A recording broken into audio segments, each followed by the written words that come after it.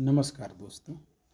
आइए एक कथा सुनाते हैं जिसमें गायत्री जी और महर्षि याज्ञवल्क्य जी की उत्पत्ति का विचित्र तरीके से वर्णन किया गया है। एक समय की बात है, ब्रह्मा जी एक यज्ञ कर रहे थे। ब्रह्मा जी की पत्नी सावित्री जी के आने में देरी हो रही थी। शुभ मुहूर्त बीता जा रहा था। तब देवराज इंद्र जी ने देखा कि समय निकल रहा है और ब्रह्मा जी की ब्राह्मणी स्त्री अर्थात सावित्री जी अभी आई नहीं, तो कैसे यज्ञ प्रारंभ किया जाए। तो इंद्र जी ने एक गोप कन्या अर्थात अहिरिन बालिका को ले आकर कहा कि हे प्रभु, इसका पाणी ग्रहण कर लीजिए अर्थात विवाह कर लीजिए।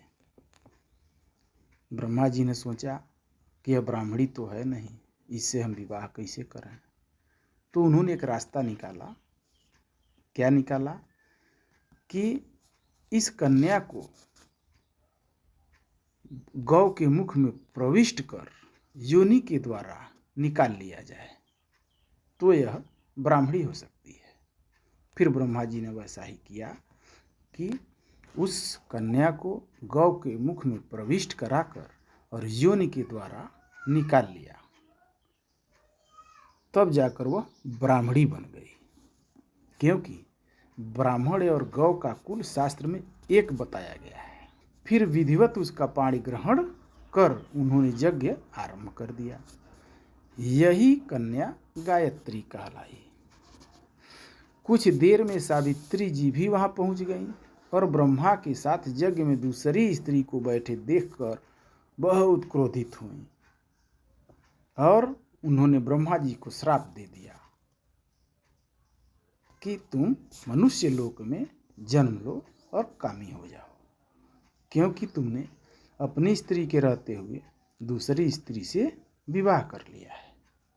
अपना संबंध ब्रह्मा से तोड़कर वह तपस्या करने चली गई, अर्थात ब्रह्मा जी को उन्होंने छोड़ दिया। देखिए, सावित्री जी ने ब्रह्मा जी को छोड़ दिया। कालांतर में ब्रह्मा जी ने चारण ऋषि के यहाँ जन्म लिया और वहाँ याज्ञवल्क्य नाम से प्रसिद्ध हुए, अर्थात वही ब्रह्मा जी याज्ञवल्क्य ऋषि होकर मनुष्य लोक में जन्म लिए। देखिए कितनी विचित्र कथा है कि ब्रह्मा जी ने गौ के मुख में प्रविष्ट कराकर एक गोप कन्या को ब्राह्मणी बना लिया